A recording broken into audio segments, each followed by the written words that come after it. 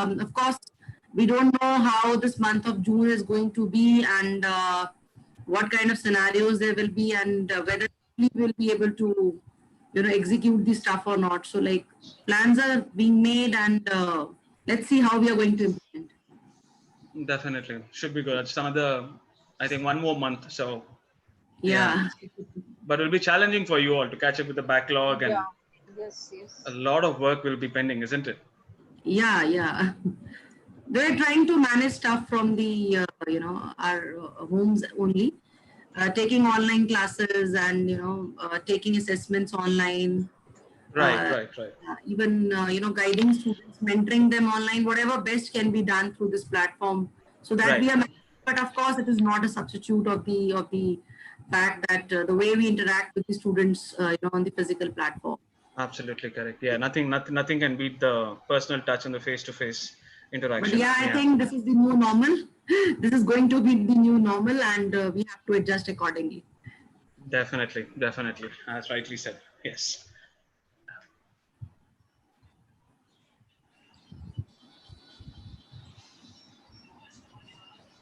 Professor Yag, you're not audible. We can't hear you. Unmute yourself. Yeah, now it's fine. Yeah. Ma'am, muted out. can we start?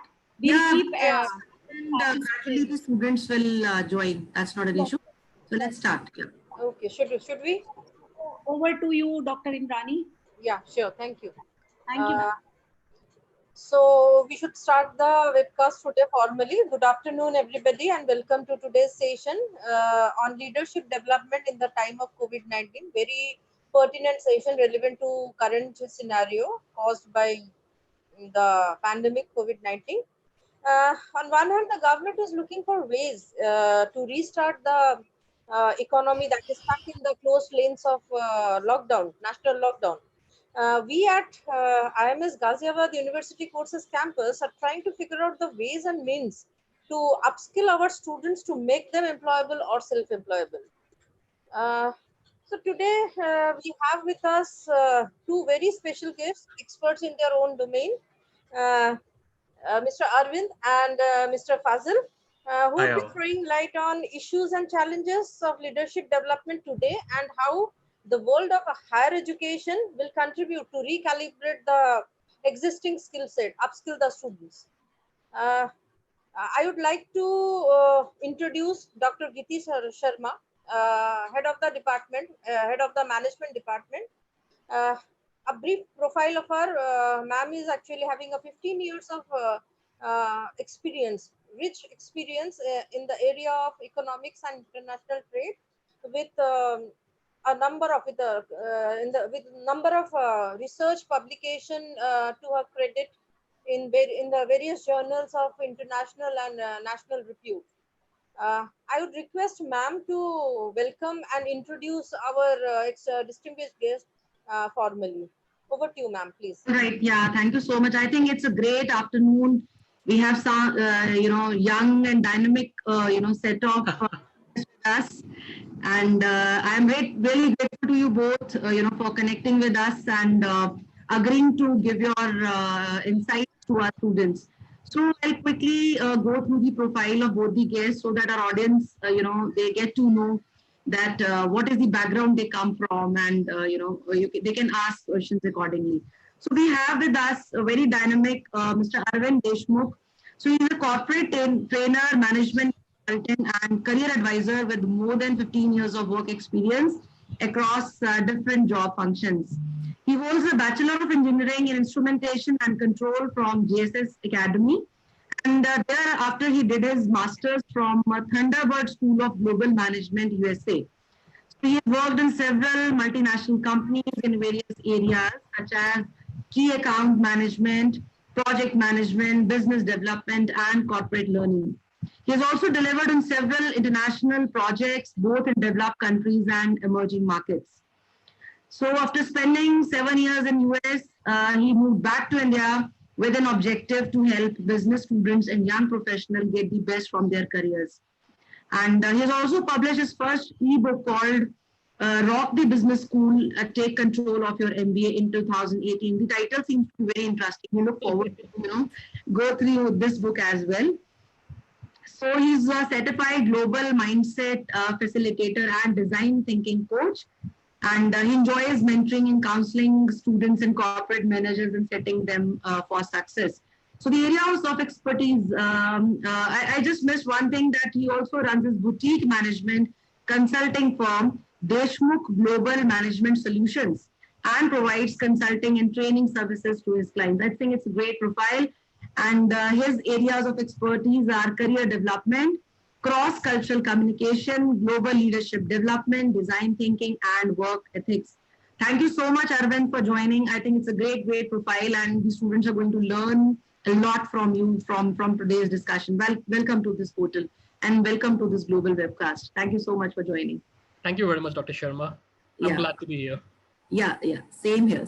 So another very rich profile and another very dynamic guest of ours who joined today is Mr. Sheikh Fazil Salim. Fazil is a budding entrepreneur himself and an MBA dropout from SP Jain, who found Halley Management Consultancies UAE in 2011 at the age of 22, which is almost 8 years back with his own funding. That's great. Raised from previous work in banking and direct selling opportunities. He has been responsible for various strategic alliances as a global presence for HMC across UK, Cyprus, Singapore, Malaysia, to name a few. So making his HMC a brand and his clients can vouch for. Recently, he ventured into UK and expanded his education domain by launching Maverick Business Academy London, which is located in Ruslip. His vision is to become the most revered, trusted, and reliable brand name in the transnational education industry within a decade. So he's also awarded with the very prestigious, top leaders in educational shield by GFEL, and was recently awarded with the most coveted brand ambassador 2020 by Alim Business Congress in February 2020. That's again appears to be very interesting profile. Thank you so much, Fazil, today, and it's great to have you here. So I over to you, Indrani ma'am, for starting the session. And I also take the privilege of welcoming, all my faculty members, all the teammates. We have Dr. Indrani, Dr. Professor Yagbala on board, other faculty members. And I also take the privilege of welcoming both internal and external participants who have joined us today for this wonderful session. So you are all free to, come up with your queries and concerns, and you can post them on the chat window. So all of us will love to, handle all your queries. So over to you, Indrani ma'am. Thank you so much, ma'am. Thank you. In my opening remark, I mentioned about self-employability. Why self-employability? This actually, I'm trying to tell my experts about, give some background about the participants here in today's webcast. Okay. So, if we have to move towards self-employability or Atmanirbhar Bharat, as it is said, one of the most lucrative solution is being self-employable, as the way forward suggested by our Honorable Prime Minister. In fact, IMS has been making continuous effort to inculcate the entrepreneurial mindset and analyze the career adaptability, self-perceived employability, and entrepreneurial intentions among the student community characterized by a developing economy. Uh, for the benefit of the experts, I would like to highlight that the most of the internal participants today, they are the students, both the postgrad and the undergrad students across all the disciplines run by IMS. IMS runs management, IT, journalism and mass communication, microbiology, biotechnology, and international business, masters in international business. So the internal participant is a mix of all these from all these disciplines, and most of the students of our institute are either from small business, having small family business, or eyeing to start their own startup. So basically, these students have registered. Apart from them, there are other students also, those who have nothing to do with business, but how to enhance their employability, employable skill, they are also there. So I would definitely request you to add in your address to consider all these factors into mind. Before starting off, I'll like to give a brief structure of this webcast for the participants and the experts point of view. Uh, Basically, I will request the experts to deliberate their outline of thoughts, whatever they are having initially, one by one, and followed by the questions that are coming up from the participants at the end. I hope it is all right with you, Arvindji, Fazilji. Yeah, it's absolutely fine. Yeah. Okay, okay. It So, works for us. okay. So, should we start with Mr. Arvind, followed by Yes, Mr. yes, Fazil? yes, please. Arvind, go ahead. Okay, so I have a few slides which I would like to share. Sure, sure. Yeah.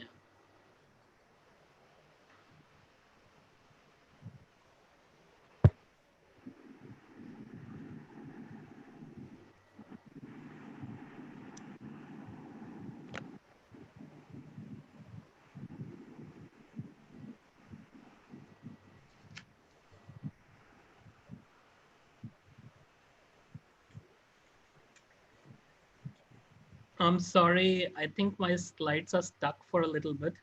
Just give me a moment. Yeah, no worries. Yeah, no issues.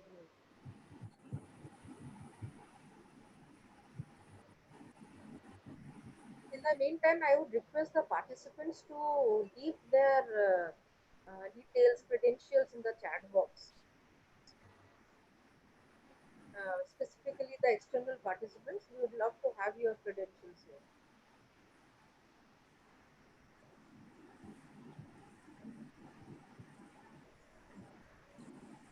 Okay, are my slides visible? Yeah, yeah. Yeah. Okay, okay. So first of all, I would like to thank Dr. Indrani, Professor Yagyabala, and Dr. Sharma for giving me this opportunity to come and share my thoughts on this very important topic. I would also like to thank the IMS leadership for organizing such a wonderful webinar series where all of us can come together virtually and share our ideas, thoughts, and enrich ourselves with the rich knowledge systems which are available.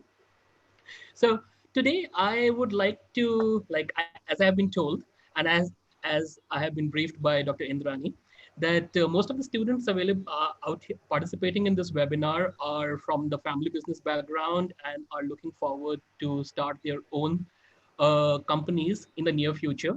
So my presentation is geared towards them, and I'll be basically talking about some of the leadership skills that the startup entrepreneurs should develop in order to make sure that they succeed in this difficult time. And I'll also be sharing a couple of tools which are going to be helpful in making sure that the organizations are set for success. So, as we all know, that the COVID pandemic has done like a huge wreckage to the business. Like it has completely wrecked the economies all over the world. This is completely a no-brainer for us that the economies have been wrecked, and this has brought us to a recession. It has brought us back to a recession, which unfortunately is going to stay for some time. Many companies, many rating agencies have projected that India's rate of growth is going to decline significantly. And in fact, like one of the UN forecasts, according to one of the UN forecasts, the rate of growth is going to come down to 1.2%, which is like definitely not a very healthy number. And in this entire COVID crisis, the worst affected entities, the worst affected business entities are the startups, the MSMEs, the family businesses. And and and the unique thing about these family businesses are the startups are that most of the employment that comes in India comes through the family businesses, the startups, the small and medium businesses. So if these entities are impacted, the employment numbers are bound to be impacted. Many sectors such as the automobile, retail, travel, tourism, restaurant, education have taken huge hits in terms of revenues, in terms of job losses. And this has resulted in a significant shift in the consumer behavior, and the consumer behavior is likely to impact the market behavior as well. So we are experiencing a shift in the buying patterns, And now with social distancing in place, the regular shopping methods are being replaced by the digital shopping methods. Because of the lower disposable income and the job losses, the spending capability of people has gone down. So people are very prudent while making a purchase. And due to the restricted movement, the needs of the people have been reduced. So basically, the demand in the economy has fallen, and that is something that we had all anticipated because of this COVID crisis. The demand is going to fall, but that demand is going to fall, and this in turn has impacted the markets. And the impact on the market that can be seen here is that there could be increased competition because there's so many service providers and so many products in the market which are competing against each other. There might be a severe pricing situation where there might be price wars because the margins have been reduced. And definitely there is uncertainty in the market. But all news is not bad news. In fact, from every disaster, there is always an opportunity that comes out. And this COVID crisis has given us this unique opportunity to move towards self-reliance one more time, something that we wanted to achieve for quite some time now. So basically, when we talk about a self-reliant India or an Atmanirbhar Bharat, an Atmanirbhar Bharat does not necessarily mean that we are cutting ourselves off from the world or we are moving away from a global economy. What it necessarily means is that we are trying to create a homespun ecosystem where the businesses are integrated. Now, this integration can be forward, backward, horizontal, vertical, but the businesses are integrated. We should be able to develop an ability to produce in India, to manufacture in India, to assemble in India, finance in India, and finally sell in India. It does not mean that we are cutting off our exports. Our exports are going to be there because like we have arbitrages in the economy as well. But we are developing a capacities to build products which are of global standards. And that is the key objective of this Atmanirbhar Bharat. And the entire concept of Atmanirbhar Bharat has given the family businesses, the startups, the MSMEs, a unique opportunity to integrate themselves into this ecosystem. And now what we need to do is we need to find our niche in this ecosystem. We need to find our place, our spot in the ecosystem where we can survive and flourish. So the big question comes up that what can we do as family businesses and startups to survive this crisis? So as we all know, since most of you come from business backgrounds, all of you have family businesses back home, that it is a very difficult job to get money out of people's pocket. I mean, this has always been a very difficult job, and in these testing times, it has become even more difficult. So, what are the things that we can do to make sure that the customer stays with us, the customer does not go away? How can we generate more value for the customer? And in order to generate value for the customer, there are two key components. There are two things that we cannot compromise on. And these two things are, the first is quality. We cannot compromise on the quality of the product anymore. If you were compromising earlier on the quality of the product, that has to stop. The quality has to be top notch because if we compromise on the quality of the product, the customer has many options to go to now. And the second is the level of customer service. We have to provide exceptional customer service to our clients because now a price sensitive customer might not remain loyal anymore. So it is very important to make sure that we provide top quality products and services to our customers and exceptional customer service as well. So, and the next thing that we need to do is that we need to identify our business objectives. Now, every business is different. Every startup is different. Every MSME is different. They operate in different industries, different markets. That's why the objectives and the goals of every industry is different. So it's very important that in these times, we have to reevaluate and redefine our business objectives during this crisis. So, so this is not an exhaustive list. I put together a few sample objectives for you. And with every objective, there is a challenge. I mean, I wish like this was a session in person. I mean, we could have done a little activity wherein, we could have done a little exercise that, okay, let's come up with objectives of our own, of our own businesses, and let's come up with our challenges and solutions around it. But since we're doing it virtually, so we have to make the best of it. So, for instance, that if Our objective is to keep our business competitive in these testing times. Then our challenge becomes that what are the changes that we need to make in our operations and processes to achieve our target results.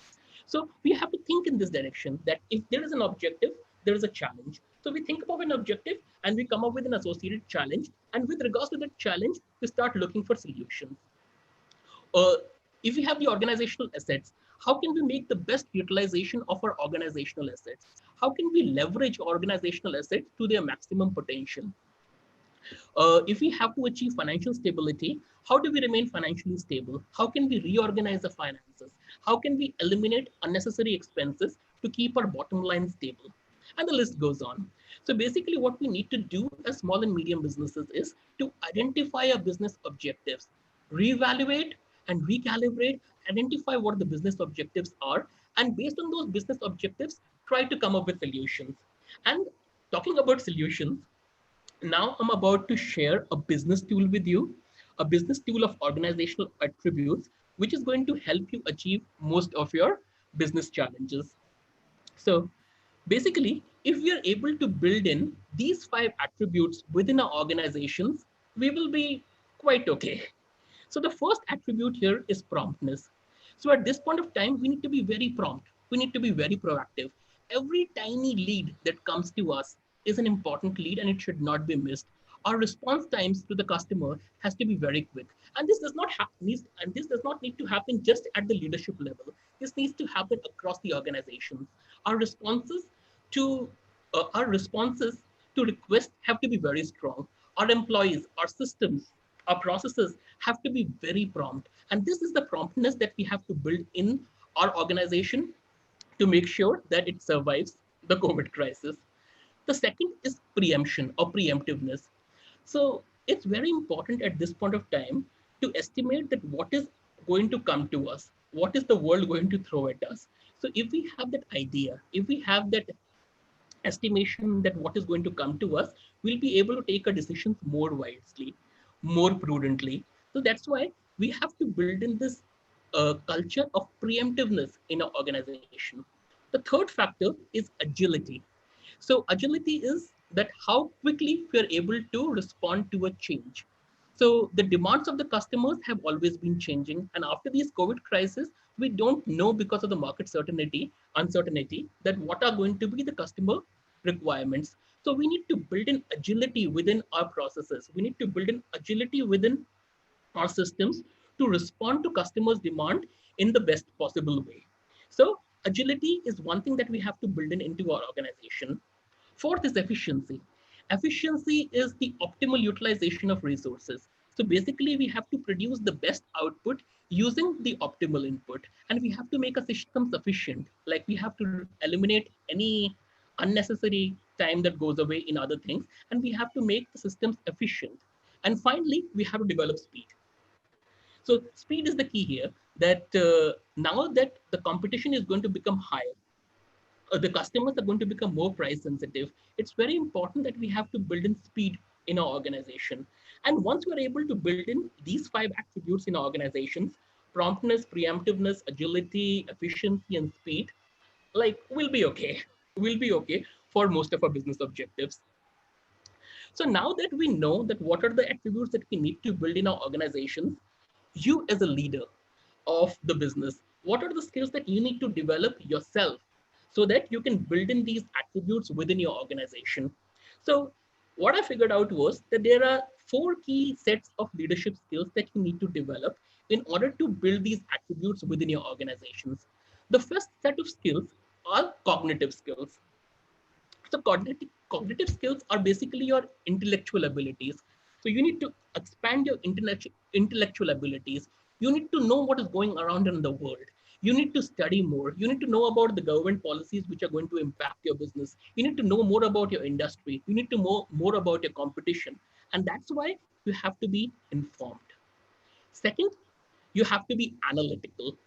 Basically, you need to have these problem solving skills. You need to be able to understand the problem, break it down into small pieces, and finally come up with solutions which are going to help your organization. So you have to develop these analytical skills because these analytical skills are going to be very important to survive in these crises.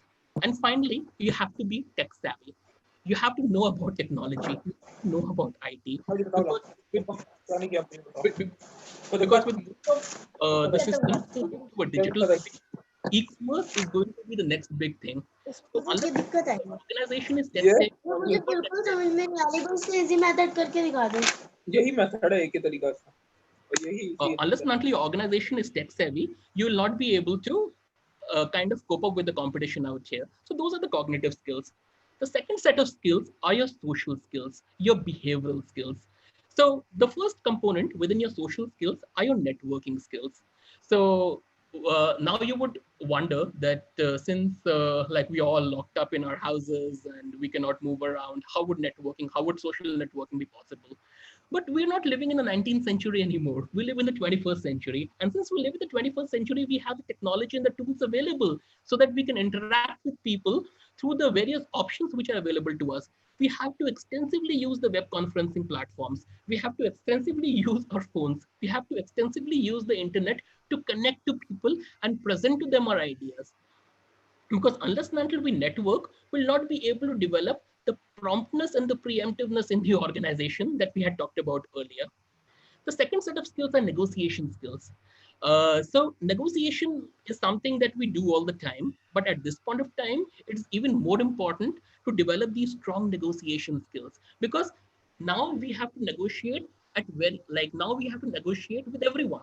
We have to negotiate not just with the customers or our suppliers, we have to negotiate even with our partners, we have to negotiate with our employees.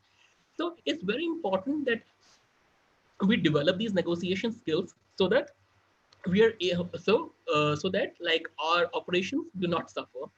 And finally, like we have to develop strong communication skills, and I don't need to reiterate that. I mean, this is something that everyone must have heard over and over again, that presentation skills, communication skills are very important in this day and age. So we have to develop these social skills in order to succeed in our business. Then we have the creative skills. Creativity is thinking out of the box. So basically, now the challenges which are going to come to us are going to be very unique, and they're going to be very specific. And that's why it is very important that we start thinking not in the way we have been thinking, not in the structured way that we have been thinking before. We have to think in we have to think in a completely new way. We have to think from a customer's perspective. We have to think from a user standpoint, that what does the customer want from us? And we have to be creative on our feet. That means we have to think fast, and we have to come up with solutions which are both feasible and pertinent to the customer here. And finally, like we have to pursue continued innovation. Now, I understand that since we are family businesses and startups, we might not have budget to implement huge innovation changes or to do huge R&D exercises, but we can implement small changes, small innovation measures within our companies to make sure that a company becomes better, even by a slight whisker, with every innovative change that we make. So we have to pursue continued innovation. And finally, we have to develop the cross-cultural skills. So your cross-cultural skills, since I'm a cross-cultural trainer, I'm a little biased towards cross-cultural skills. So your cross-cultural skills are your ability to deal people who are different from you, people who come from different states, people who speak different languages, people who eat different cuisines, people who live and behave differently from you. You have to learn to deal with them, because today your client base might be in your hometown or your home state, but tomorrow might start receiving requests from another part of the country. So you have to make sure that you should be able to deal with people who are different from you, because their cultural perceptions, their behaviors are going to be entirely different. They might irritate you, but you should not get irritated. I mean, you should be able to understand that what is their perception, what is their understanding, and based on the requirements, you have to provide them the right solutions. Because your cross-cultural skills are going to be the drivers for developing trusting relationships. Trusting relationships is the key word here. Unless and until there is a trust in in a business relationship, the relationship will not survive. So, and now at this point of time, it is even more important to develop this trust in this relationship. And the key to develop this trust is to develop your cross-cultural skills. And trust me, in these times, in near future, they're not going to be your technical skills which matter. They're not going to be your managerial skills which matter.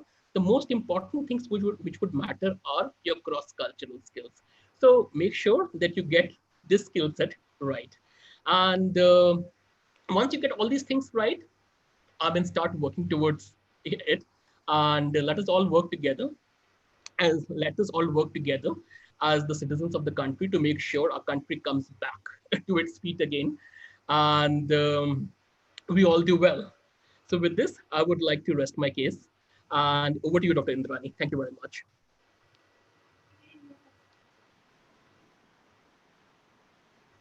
Indrani ma'am, please unmute yourself.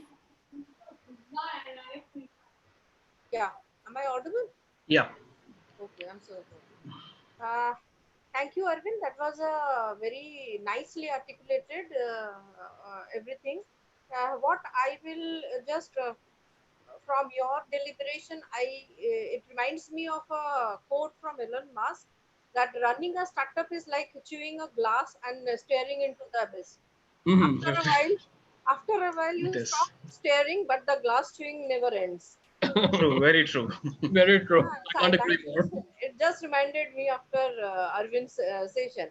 So basically, if I try to wind up in 2-3 lines of what Arvind is saying for the benefit of our participants, apart from the various skills that they have inculcated till now or are still now pursuing it, like the managerial skills, the marketing ability, the financial skills, most important is the communication and the negotiation skills and the cross cultural skills, so that the glass chewing part becomes a bit easy, I suppose. Am I correct, Arvindji? Absolutely, absolutely. Okay, okay. So, discussing it from this line, I would like to ask Mr. Fazil.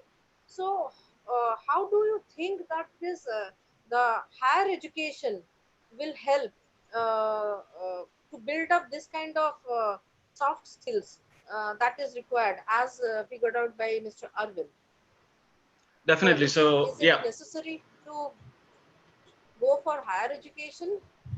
Am I audible? yeah. Very much audible. So yes, good afternoon to Yes, once and ma'am. all. Good afternoon, everybody, and Hello, thanks to Dr. Indrani. Hello. You. hello. Yeah, very much audible.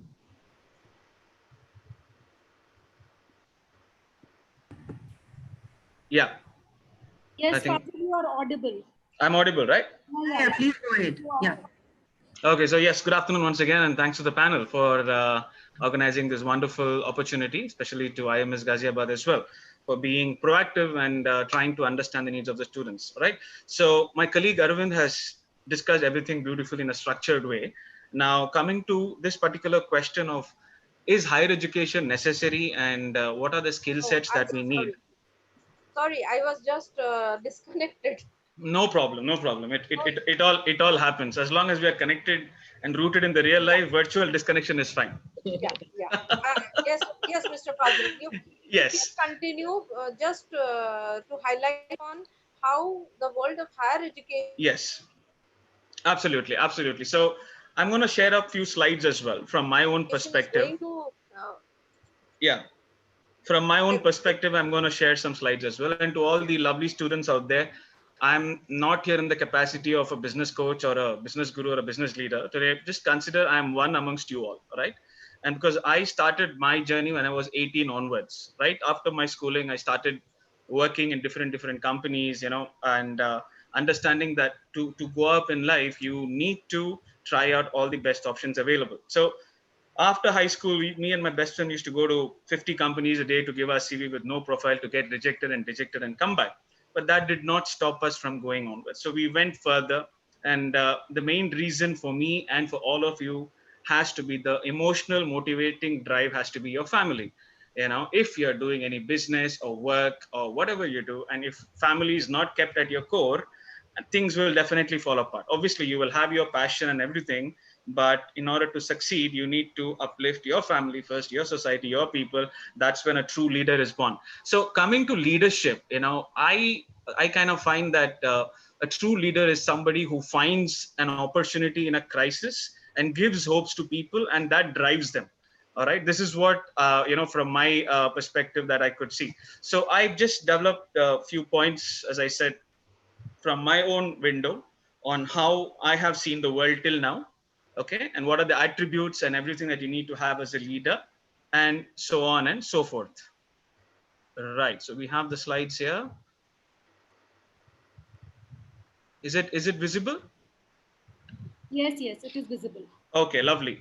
So yeah, leadership development in the time of COVID-19, and a couple of quotations as well for you guys. But as we know, my favorite is from Sheryl Sandberg. It's about making others better as a result of your presence and making sure that impacts lasts longer. That is what leadership is definitely all about, which I think many of you would agree.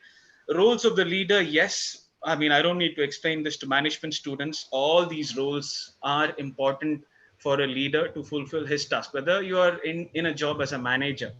Okay, yeah, we have learned that managers are different than leaders are different than managers, but it's important for every manager to have these leadership qualities and these roles as well. Okay, so now let's get into the core point right away. So what has this COVID-19 done to SMEs and MSMEs, which obviously are in detail. So I'm just gonna, sprinkle up few points here as well. So this time, everybody in this pandemic kind of feel stuck. There is no continuity. So the business is not growing at all. And the most important thing at this element is the differences in the revenue and cash flow. The liquidity aspect is taken out of the equation. Production is reduced, shortage of manpower due to the current layoffs to reduce operating costs, as we can see the sad stories that is happening with the migrant movements across India and what's happening across the other parts of the world as well. As we speak, 22 crore Indians have lost their jobs today just because of this 3-month lockdown and the pandemic that we have. So we have a lot of addresses to issue, and these addresses will become opportunity in the longer run. Please mark my word on that. And then obviously challenges working from home.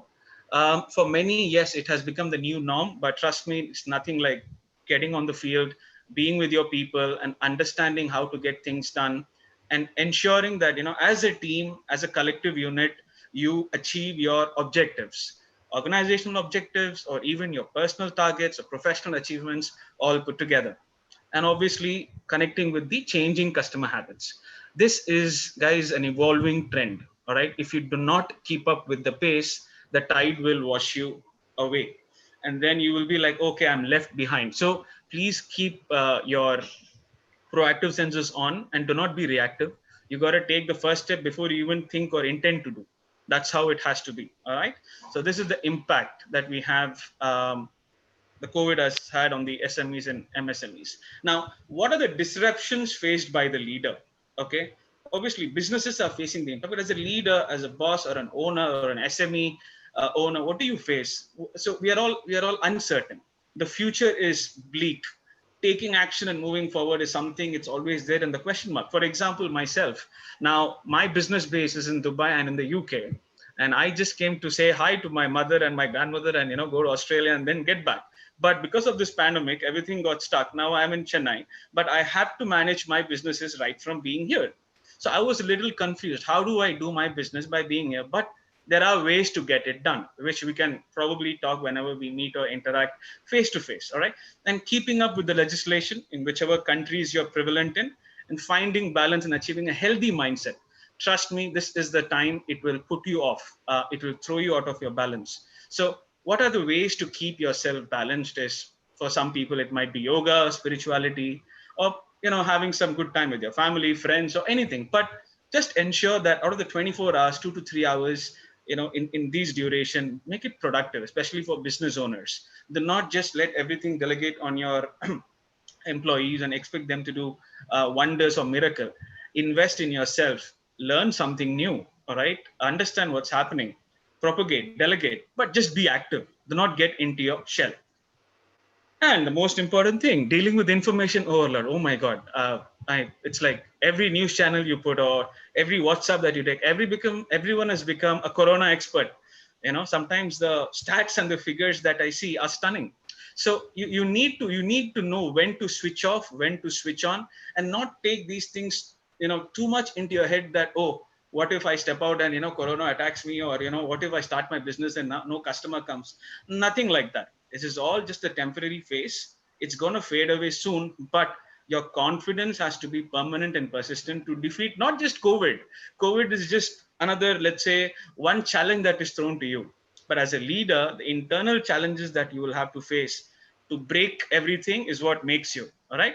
Selecting the right focus. Now, which leaders do you think is the most suitable to practice during COVID-19? So we must have learned all this in our school and college: autocratic, bureaucratic, democratic, transformational, transactional, and we also have laissez-faire and coercive, a lot. But to me, in my last 8 years of doing business and traveling around the world, obviously, meeting new people, listening to people, I understood that the best leadership style is the servant leadership style to combat COVID-19, And what is servant leadership? It's a beautiful term that is coined by Robert K. Greenleaf. And in 1970s, he was a businessman and a seeker, all right? A servant leader focuses primarily on the growth and the welfare of the people and the communities to which they belong. Leadership always involves, the power which flows from the top, but servant or service leadership is different. It is from the bottom to the top and to the left and the right to the side. It just overflows the power of positivity and empowering your employees in your network or in your organization. So it shares the power, puts the needs of the others first, and helps people develop and perform as highly as possible. So servant leadership is going to be the future, even though it has already been there, but it has not been practiced and preached as much as we would love to. Yeah. So these are Greenleaf's idea of the leadership traits. You got to be a great listener. You need to empathize, that's the most important aspect. You need to be on your customer's shoes before you even think of your cash box. That's very important. Today, if a customer is coming to me, with what mentality and mindset is he coming? Okay. Connect with them. Do not consult them. Understand.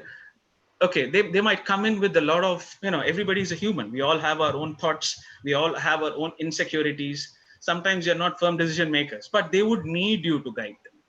They would need you to assist them. So you got to empathize. Stewardship, foresight, persuasion, conceptualization, awareness, healing, commitment to growth and development of people, and building community. So these are all Greenleaf's ideas or traits of servant leadership.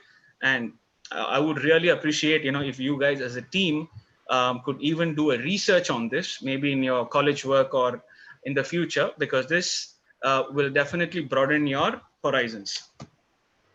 5 companies that practice servant leadership today: Balfour Beatty, The Container Store, Marriott International, Starbucks, and Nordstrom. Starbucks, especially in the US and the Europe and all that, if you're an employee there, your tuition fee is taken care of for free. Now, this is servant leadership. They serve you to do better so that you put your best, not just for yourself, but for the company. And that reflects in the outcome. Maybe because of that particular factor, you get to retain your customers a lot. They would just come to you just to see your smile, but not to drink your coffee. I have done that many times. I'm a coffee freak. Sometimes coffee, chai, everything I have. But sometimes you don't go to the shop just because the coffee is good, but the service is great, the smile is good, the conversation is great, so you go there. So servant leadership is what is going to be the in thing for the future. The challenges of leadership: external, internal leadership role challenges. I don't need to teach anything, or I don't need to share anything in this. You guys must be PhD holders in this. Okay. Now, obviously, there are methods to face these challenges by turning them into a meaningful change. COVID-19 is an external challenge that's directly impacting smooth flow of business. It's just not India alone. So many countries, we have been getting, very, very unfortunate news with the job losses happening, people not receiving salaries on time. Yes, it is a very, very tough hurdle, but this is the time, as a leader, as an entrepreneur, as a businessman, your EQ skills are tested to the core. IQ is intelligence quotient, and EQ is emotional quotient. Okay, so EQ has to be way too stronger in order to face all this. Now, 5 key business survival strategies. I think I saw a question from somebody called Nidhi, where she was asking, what are the strategies that a companies or the businesses have to do? So Nidhi, if you're there, this is one for you. The most important thing, guys, if you're having your own firms or running your own businesses, first activities, please keep your marketing activities intact and sculpt them, because this is sometimes, you should take such crises as a blessing in disguise. When things are normal, you're just lost. You just go as per to the need of the day and, dance to the tune and just move on. But sometimes during these tough phases, you got to sit back, all right, take 2 steps back, refresh, rejuvenate your marketing plans and spend on it. So now you cannot do print media, paper and all that. You can do digital. All right. You can maybe conduct something, a talkathon like this or a webinar like this, maybe invite some expert speakers to share with your people and understand how you add value to them, like Arvind said, and it's all about creating value, optimizing it, and ensuring that the efficiency is met as well. So the first key point is keep your marketing activities intact and sculpt them. Sculpting is reshaping it so that, the same old strategy is not repeated and you don't get the same result. Second most important, my favorite point is please invest in your primary assets, your employees.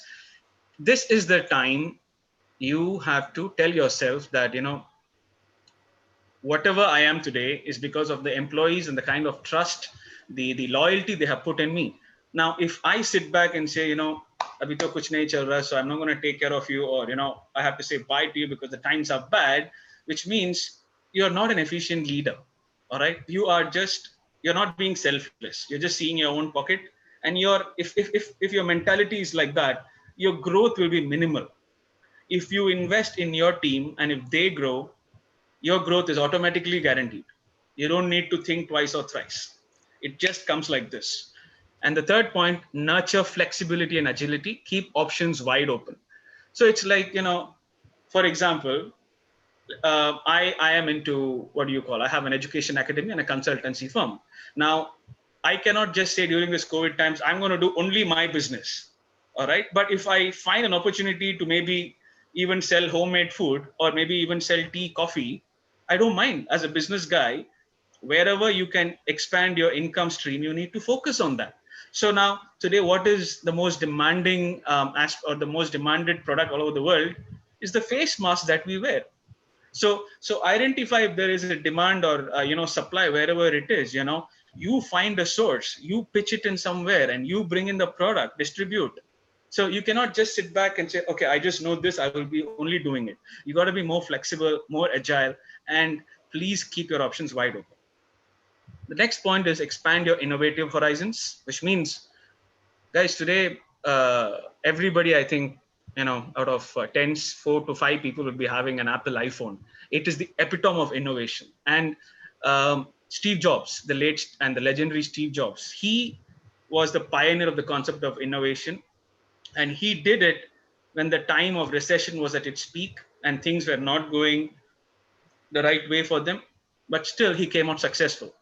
So how do you innovate your horizons, and what are the best ways to move on? So it depends from business to businesses, as rightly put again earlier by my colleague.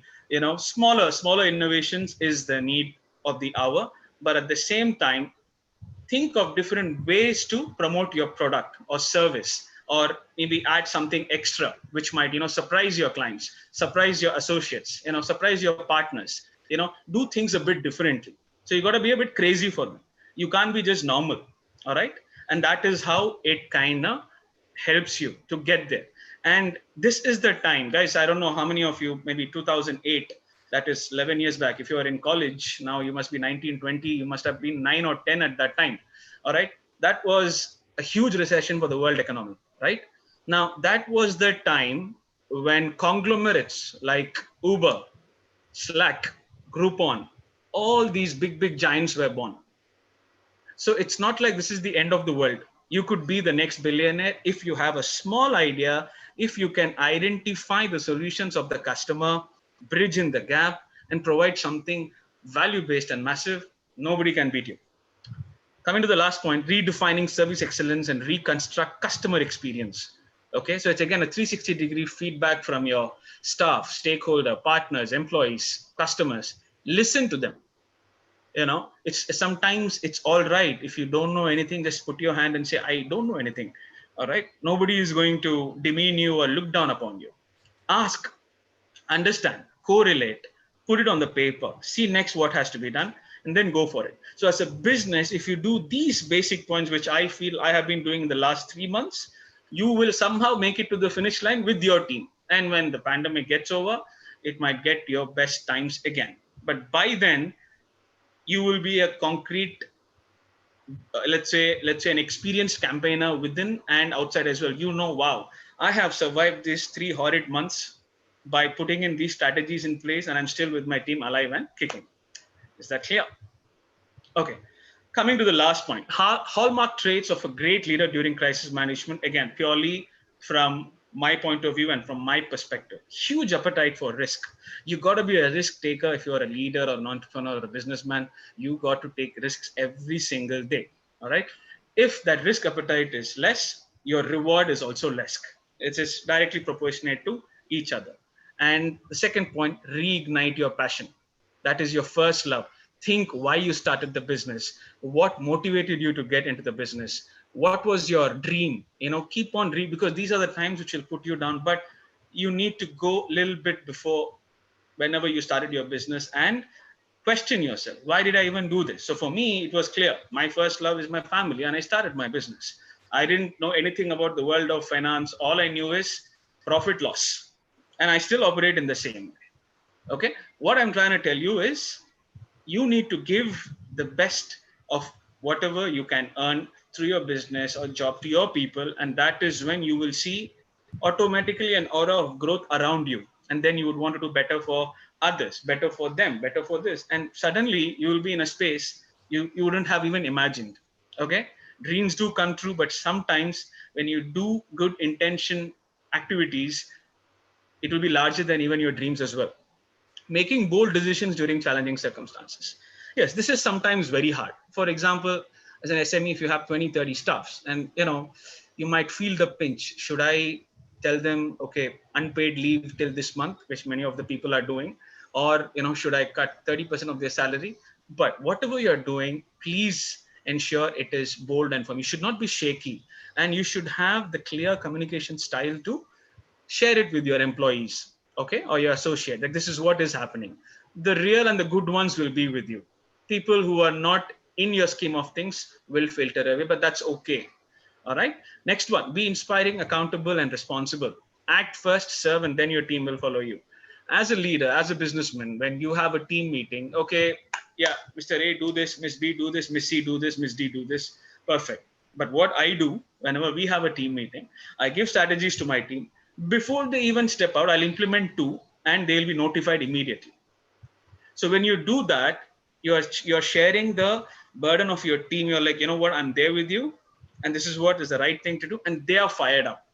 But if you're like relaxed and chillaxed and okay, let them do it, my authority is only to question them, it is not going to work for you. Okay, ensure the cash flow is constant, not falling into the debt or loan trap. This is the time when all the loan sharks and the banks or whatever will be coming to you. Please take note. Spend whatever you can to whichever ability you can. Do not fall into that debt or loan trap. All right. Learn to respect failure, not fear. So that this is my favorite as well, because if you do not respect your downfalls, trust me, you will never enjoy your success as well. So when you love to fall and fail, you can live to smile and succeed. Okay, so failure is something, again, it's just like success. It's not going to be constant. It's going to be wavering, especially in the world of entrepreneurship. You will have great months and then you will have depressing months. But what needs is that balance. You respect the failure, you learn from your downfall, apply it, and keep moving. Yeah, be empowering and endearing. That's also another important trait which a leader has to have. And the next one is maintain a low-key profile and not be the poster boy or poster girl. Do not be flashy. Practice sense of gratitude. Today, most of our teenagers or youngsters, obviously we have a lot of platforms and videos and everything. But guys, today think where the world is, where India is, where our people are suffering. And, at this time, let's just respect them and not be everything flashy, because, thank God we have 3 meals a day, a good house to live, but there are crores who don't even have access to anything, even the basic shelter. So sometimes it's always good to respect them, even though you don't know them. Okay. But somewhere, sometime down the line, because internet is so much economical and cheap in India, anybody can just see what you're doing. Or so, and that creates a sense of, oh, what if I had this, I had that. Try to avoid it as much as possible and practice that sense of gratitude. All right. Having an open mind to listen and learn, especially if you're in a family business, people have a lot of egos. Why should I listen from my uncle? Why should I listen from my father? Who is he to advise me? This thing gets in. That is wrong. You should have the capacity and capability to take advices and guidance or learn from a CEO and a beggar also. You can learn the art of strategy from a CEO and the art of negotiation from a beggar. He will teach you much better than any management gurus. Trust me on it. Okay, so that is how it is. And collaboration, not competition. You're your own competitor. Please do a lot of networking. That's the key. Okay, networking. Your network is your net worth. This is said by Robert Kiyosaki. So the people who you are with determine your bank balance. You need to expand your network. As now that we cannot do physically, you can do online. You connect with people, learn from them, understand what they're doing, what is the current trend, and keep moving. Mastering the art of service over self. We've seen it in servant leadership. And at the end, quality family time, and be a kid once in a while. It's important. You need to have good time with your family, friends, and be a kid. It's okay. The world is not going to end tomorrow. If you still like having candy, lollipops, or whatever, just have it. Today, even if I'm in my suit, if I'm going somewhere, if I see some people playing gully cricket, I still park my car, go there, play 3-4 balls. I beg those boys, just bowl me 4 balls, more than enough for me. Just enough. I want to just practice. Or table tennis. You need to be a kid once in a while to keep yourself happy. If you're not happy, how are you going to keep your employees, your team, your people happy? And how is that going to have a ripple effect? So you got to be a kid once in a while and do justice to what your needs and demands are. And these are the traits, if you follow at this time, not only you will be happy, you'll be creating a happy, positive environment around you. And that is one of the biggest masterstroke of being a great leader. So we are here to serve you always, anytime, and it's been an honor to be on the panel. And now to continue a little bit on regarding the skill set, as we have already seen overall. So all these skills, which I've said, the traits is very important for you to practice, the soft skills, the EQ skills, being empathetic, listening. And regarding higher education, think first of all, if you can grab that knowledge, even while you are here right now, there's knowledge everywhere, and understand if you can put that into practice. Please, you have lovely faculties in your college. They are always there to guide you. Just go with them and tell them, this is what I intend to do. If you have a business plan, share it, and see what best could be done or what could you do around it. So keeping ideas in your head or within you is not going to help or serve the purpose. You got to be outstandingly smart to express those ideas, express the communication, find where the trouble or the problems lies for the customer. Identifying this is also a skill, and just cater to the needs, right? And now, for example, when we started, I understood that there was a huge demand, because we have a lot of entrepreneurs and businessmen around the world, but 60 to 70% of them are school dropout or college dropout. So they don't have a good qualification. So we developed our own qualification, which is accredited by top universities. Okay. And that is a framework which we did to empower the entrepreneurs and businessmen so that they don't feel that, oh, you know what, I have never studied anything. They have done so much. Their life itself is a study. So I'm just giving you an example that such small things where you think about the welfare of the people and identifying what they need is one of the most important skill that you need. And learning is like breathing. It never stops. It stops only when your deadline comes. Till then, have fun, be passionate in what you do, and understand that be it problems, be it challenges, nothing is temporary. We are all here to contribute, collaborate, cooperate with each other, and keep moving. So life is very, very short and sweet. Enjoy, Nanba. That's it. Thank you. Thank you, Fazil, and I'm sure the students will understood the hallmark traits that you have told about the leadership. It was great. I think, can we take few questions? It is there in the chat box. If it is fine, I think Dr. Indrani has some network issue. Okay, yeah, sure. Chat box, let me see the question. I am actually taking up the question. Salim sir, good afternoon. How are you doing? Salim sir, are you there? Geeti ma'am, Salim sir is managing director of Hali. Yeah, Bala, Yes, Yeah, I'm you here. can. I'm in unmute mode. welcome, sir. I'm good, doing great. How are you? I am doing good, sir. Good to see you Yeah, after please so go ahead. long. Yeah. Thank you so much for joining. Pleasure, sir. Thank you, everyone. So, ma'am, sir has raised one question. I think, Arvind, I request you to please take this question. Sir has asked business objectives, I believe, are the primitive decisions made before starting the business. Now, if you reorganize your business, may change affect the whole process? What is your, say, is it possible? Right, right, right. So thank you so much, Salim sir, for the question, and a very good afternoon to you. So yeah, so I completely agree with you that the business objectives initially, they're the primitive decisions. In the while establishing the organization, we decide these business objectives. We keep these business objectives in mind and move forward. However, the business objectives in today's times require a certain amount of fluidity. So the business objectives cannot be rigid. The business objectives cannot be concrete. So, and whenever times like these comes, where the businesses at this point of times, the businesses need to reinvent themselves, and to reinvent themselves, we need to define some of the business objectives. We have to redefine some of the business objectives based on reevaluation of the situation. So the in addition to business objectives and goals, we also have a company's vision and mission. So the company's vision and mission could probably stay the same, but a direction which company is taking along with the objectives can change.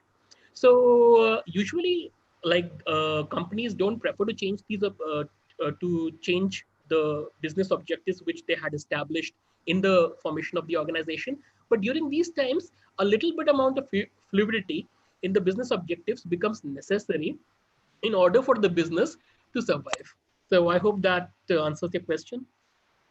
Uh, I hope Salim sir, are you there? Yeah. I'm here. Thank you, Professor. All right, all right. Thank you so much, sir. Then we have one question from Nidhi Sharma.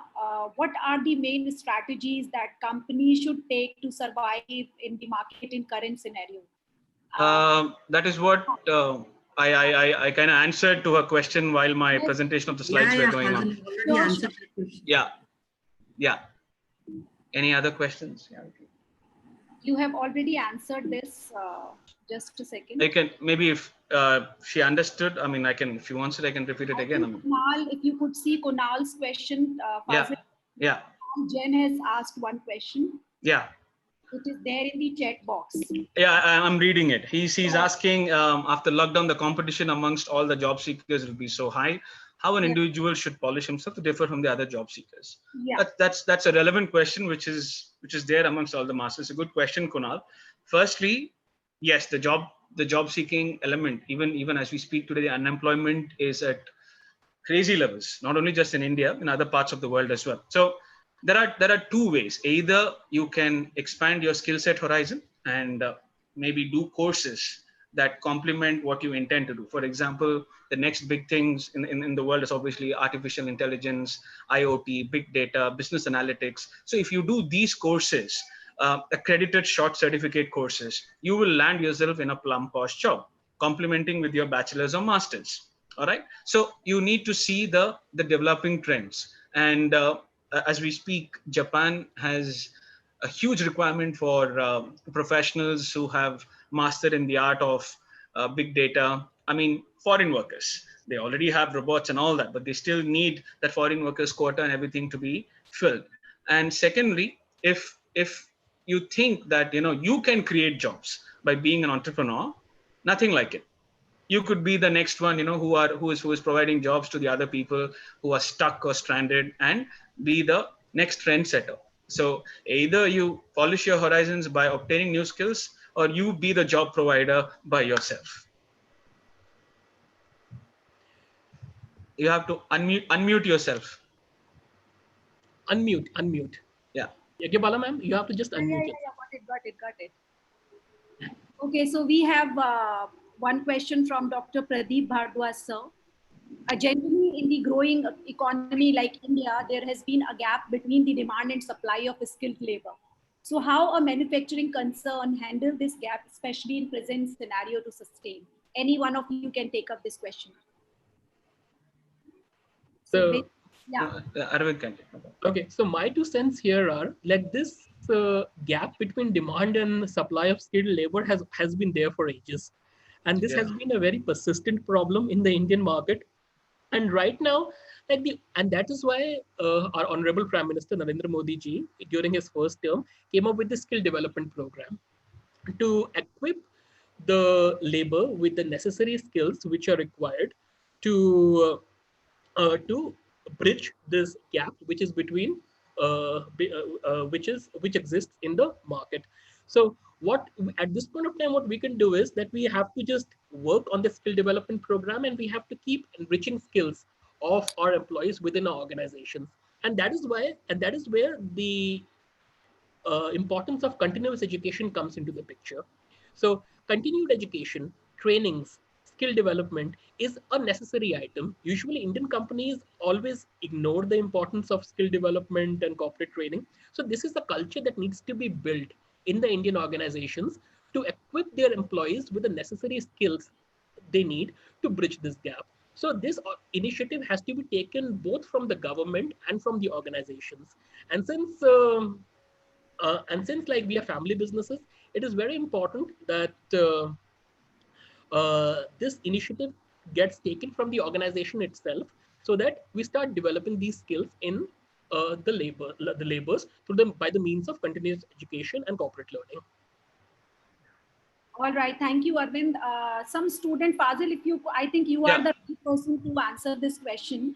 Some student have, privately sent this message to me. Is it wise to study abroad in 2021? Well, as long as you're studying properly, you can study anywhere, whether it is in India or abroad. If your intentions are good. See, now 2020, yes, with the travel restrictions and everything, it's becoming a bit challenging. But 2021, before choosing the country, first understand what course are you trying to do, what is the scope of the course, all right, and is it viable and feasible for you. You should not have that herd mentality that everybody is going to Canada, UK. I want to go to Canada, UK. There are 1,000 beautiful countries around the world with great opportunities, scholarships, okay, where they can even study for free and also do a job at the same time. So they need to be very much receptive and open to all this. And yes, studying in 2021 abroad is extremely wise because the world market will slowly start opening up. And if you're there at the right place at the right time, you're gonna be earning decent. At least even when you're working, you can do part-time jobs. Countries like UK, US, Australia, in a week you can work for 20 to 22 hours, all right, as a part-time student. So you can in fact pay off your own hostel bills or dormitory or food and not depend everything on your father or mother and all that, which I have done right from the age of 18 onwards. I am very clear that whether it's my college education or whatever I'm doing, I have to earn and sweat it because your parents have already done enough for you. They're the best gift that God has given you. So you need to step up. All right, Fazil. So in continuation, one of the student is asking that many universities commit about, guaranteed placement without visa, right? So will these students rely on these things? What is your say on to it? There is nothing called a guaranteed placement. Yeah. Obviously, nothing comes with a guarantee, right? So you need to be smart enough to read between the lines. Okay. So if you are going to any agent or this thing, so understand, okay, which university, what kind of placement is this? Which company am I going to work for? Ask all these questions and you do your homework before even going and paying your deposit fee or then chasing up and ending up. No, don't get disappointed. See, you guys are decision makers by your own self. You guys are studying good programs in a great university like IMS. So you need to be more proactive and understanding what are the opportunities presented, are they credible, and check with their department or Ministry of Labor in that country. All right, are these jobs existent? Which many they email and you get the response. After all that, then if it is genuine, go for it. Till then, just be a bit more proactive and be careful. All right. And I would like to add to it a little bit. And I would like to add to it. Yeah, please go ahead. Yeah, and with regards to education abroad, it is very important for the prospective students to understand that the business school or like the master's program that they're going to attend abroad, the school is not actually a job placement agency. The Yes, school, the purpose of the school is to equip you with the skills which absolutely. are necessary to get a job. So it's very important that you define what your focus is and then select the school. So if you just go to the like if you just go to a US university or a Canadian university or a UK university saying that oh मेरा admission हो गया मेरी तो life बन गई अब सब कुछ ठीक हो जाएगा, that is not going to happen. Absolutely. I would second to that. Yeah. Yeah, because every school has a dedicated career management center, and the career management center works day and night with the students to prepare them for the job interviews, to prepare them for the careers that they will be taking on, and there is an Absolutely. amount of preparation that is required. It is, and the recruitment process in foreign countries is very different from the recruitment process that happens in India. So in India, it is usually like the companies come to campus, there is a campus test, there is an interview, and people get recruited. That is not how it happens outside the country. Outside. Yes. Correct. Outside, because there is a lot of networking that takes place. You have to be very meticulous about your resume. You have to be very meticulous about the cover letters that you're writing.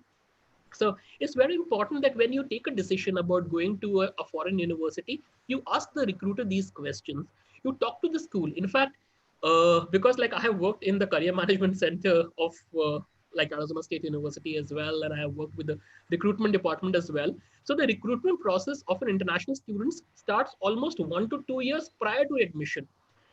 So if you want to take admission in 2021, you should start the process right away. I mean, you should start talking to the school. You should start gathering information. You should start gathering feedback. You should talk to the alums. You should talk to the current students, and then only you get like a full 360 perspective of what the school can offer and what the school cannot offer. Couldn't That's agree why, more. Yeah. yeah, Yeah. and that is why it is very important to take these things into consideration, because Indian mode of education and international mode of education is very different.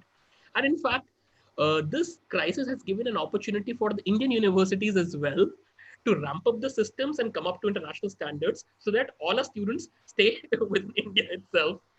So All right. Thank you, Arvind and Fazil. I think we take two more questions. Geeti ma'am, can we take two more questions? Yeah, I think we can take one or two more questions. Yeah. Kapil has asked a question to, I guess, Arvind. He has specifically mentioned this question to you, that how are you dealing with your employees, or what extra efforts you are putting so that efficiency of employees should be maintained? okay, so the way I deal, so usually like I work with freelancers. So I don't have any direct employees in my organizations. I work with freelancers. So I have an account on freelancer.com. I hire freelancers, I pay them as per their work is. But what I can suggest is that it is very employee development and employee growth is very important for any organization. It is very difficult to find loyal employees. That's why if you have an employee at this point of time, if you're struggling with the finances, the last thought you should on your mind should be to lay off your employee or to get rid of employee. And that is where your negotiation comes into the picture, skills comes into the picture, that even with your employee, like if you have to make a difficult decision regarding him or her, it is always prudent to make a candid conversation with your employee to make sure to understand what are his or her requirements, or what are his or her aspirations, will what about how he or she would be impacted by your decision. So what I would suggest here is that employees are an asset to any organization, and employee development and employee growth is a key factor which drives any organization per se. So does that answer the question? Yeah, Or just to add a little bit on that, since we have 10 to 12 employees across 3 continents, the most important aspect which I even discussed on my slide is investing in your employees. That's the most key thing. And you also have to make them a part of your family. If you just see them as somebody, as an employee who's just working for you and they're getting paid on time, that's it. There has to be a larger picture created. And as a leader, or as an entrepreneur, as a manager, every week a team meeting has to be done, and you should tell them that we have to drive this particular journey together and give them a larger picture. It's not like, okay, monthly salary you're getting and that's it. You're done and dusted for this month. Bye. No, it shouldn't be that way. As a team, what is this company capable of? What kind of service are we rendering? Can we cater to a larger audience? And from the team's perspective, is everybody happy with them? Sit with them. Yes, most of the employees, they want a pay hike during the longer term, which is natural because money doesn't come in tree or in the sky. We have to work for it and get it done and keep moving. So at that time, if your situations are pretty much not so solid, explain to them, like how a brother does to a sister or a father does to a daughter or to a son. Explain them, hey guys, this is what we have, you know let this thing cross, and once we grow together, and be transparent, let them know that what's happening in the business, so that they also benefit, you also benefit. As simple as that. Okay, so this is the last question. This seems very, very interesting. This comes privately to me. Many students may be unwilling to return to traditional education system, right? So, and they will want to access some short-term credentials with immediate economic payoff. So could you suggest some, something, or, effective preparations kind of, or some courses that the student should, go Well, for? well, this is what we have been doing for the last 8 years. We have been, in fact, challenging universities and their norms for the last 5-6 years by bringing up the concept of interactive open learning. All right. So now, in our academy, apart from the universities that we have, as someone, the student has rightly questioned, every Friday we have industry-oriented trend-setting skills that are imparted to our students for free. It could be business analytics, data management, it could be project management, psychology. All these, we do it on a Friday session for 3 to 4 hours, so that their overall learning and development takes place. And the beauty is, in our sessions, we don't place an 18, 19-year-old with the same group. We will have a 40 plus, we'll have a 30 plus, we'll have a 20 plus. So this is how you learn from each other, because and then everybody's perspective is different. A CEO will look into, from when you have a question, they answer from a different perspective. A youngster has a different, so when it both blends, that's beautiful. So if you're looking at some short-term skills that wants you to pay off right away, as I before answered to, I think, one student called Kunal, you need to do courses that are considered niche right now. To repeat again, big data, IoT, data analytics, project management. Project management is an in thing right now in the global perspective. And project management itself has 20, 30 branches. So many students who do BBA just don't end up doing MBA, go for an MSc project management. Something on these lines, either from the construction field or the engineering field. Even engineers, please don't do an M engineering, but rather do an MSc project management, or something which blends management and engineering techniques into a core, so that tomorrow your option is not limited to, oh, he's just an engineer. Give a picture that you can even excel as a manager also. So that's where the magic will actually start exploding. So this Friday program will be free for IMSUC? Done. I knew that was coming. When you guys come to Dubai, it's for free. Consider it is done. And that's all. I mean, I think, in fact, we were planning to have a global immersion program with your students as well.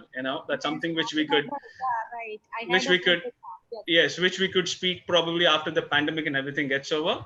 So we would, so because what we do is, just not, they come to Dubai and they study and they go home. It's a blend of entertainment and education. We call it as edutainment, and also make them ensure they have an industrial trip, and also do a mock interview with the top HR companies over there, and interact with leaders. So when they go to India, they know, okay, what to expect in Dubai. Absolutely. I think over to you. Indrani ma'am is here. She's facing a lot of network issues. Thank you so much from my side, both of you. It was always wonderful to connect with Fazil and Arvind. They both are very dynamic. So thank you so much. Over to you, Indrani ma'am. Thank you, Akballah. Fazil, I missed most of your deliberations. I tried to follow it up through YouTube also, but still I missed connecting and reconnecting. I missed most of the You could see it on YouTube and post your feedback later, ma'am. No problem. Or you could take it from your colleagues. Yeah, still, I have a small question for you from my side. Okay. You had given a concept of service marketing. And Servant leadership. Yes. Yeah. Servant leadership, sorry. And right now you were talking about project management and everything. Okay. Right. So now just a query from on behalf of my students, that how authentic is the certificate courses if they want to go for project management or servant leadership courses? Are they acceptable if they want to be employable? Will it be considered? See, for example, ma'am, that's a very good question. Now, if they are doing project management courses, the first thing that a student needs to look is the accreditation behind the awarding body. You can't just do it from a private institute who can just giving you, okay, project management module completed. That will not help. Okay. So there is PMI from the US, PMP modules and all that, which you start. It's just like a CMA, CFA, CPA, ACCA. Yeah. You study, do the exams, you get directly rewarded an accredited certificate and everything from the US.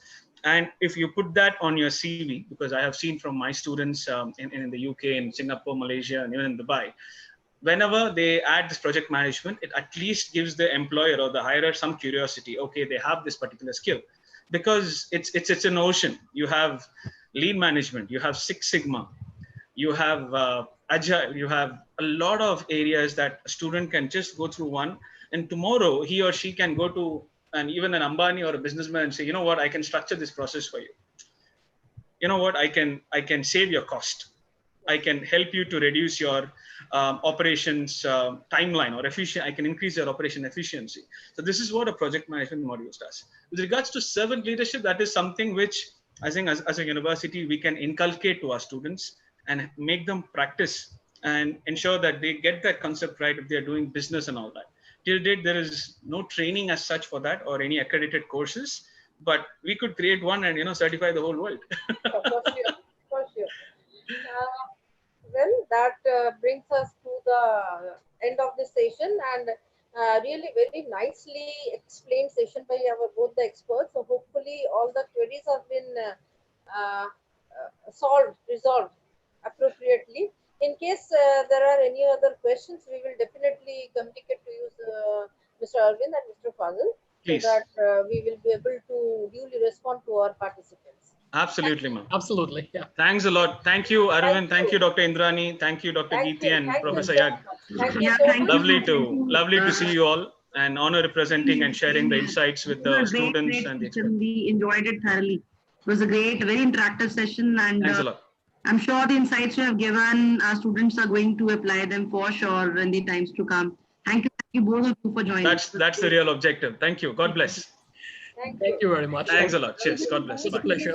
End the meeting. Pleasure. Thank you so much, everyone. Thank you. God bless. Take care, guys. Bye. To kindly end the meeting for everyone. Yeah. Thank you so much. Thanks a lot. Namaskar. Thank you, ma'am. Bye.